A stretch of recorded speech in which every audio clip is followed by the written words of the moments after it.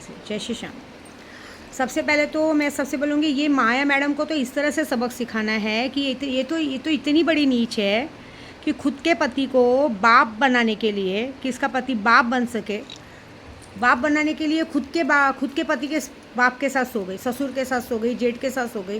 और उससे महान नीच काम, उसको पता है उसका पति पीता है, किसी भी शरीफ घर में ले जाने लायक नहीं है, फिर भी अपनी भाभी, ये इसको पता है कि इसको तो देखता भी नहीं, क्योंकि इसके पति को तो पतली औरतें पसंद है। पता नहीं इस गेंडी के हाथ से कैसे खाता है, पीता है, सोता है ना। तो भी ये अपने पति को खुश करने के लिए अपनी भाभी को तक परोस देती है। सोचो ये लोग समाज पे इतने गंदे लोग हैं। अपने मायके बुलाती है, इसको पता है कि मेरे घर में जवान भाभी है, मेरा भाई है, फिर भी ये बंदी को उधर बुलाती है।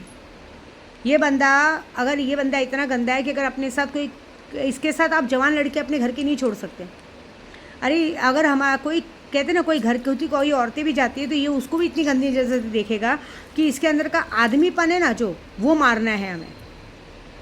जो मैंने मंत्र बताया ना, उस आदमीपन को मारो। और सबसे पहले इस औरत को सबक सिखाओ कि जो औरत इतनी गंदी हो सकती है कि खुद के फ़ायदे के लिए जब ये ससुर और जेठ के साथ सोते, कि हमारे समाज में कलंक है, और साथ में अपने पति को अपने वश में करने के लिए शमशान की राख खिला सकती है, साथ में अपनी भाभी को परोस सकती है, भाभी को हाथ में दे सकती है, जो कि इसको उस काम में उसकी भाभी, माँ, भाई सब साथ देते हैं।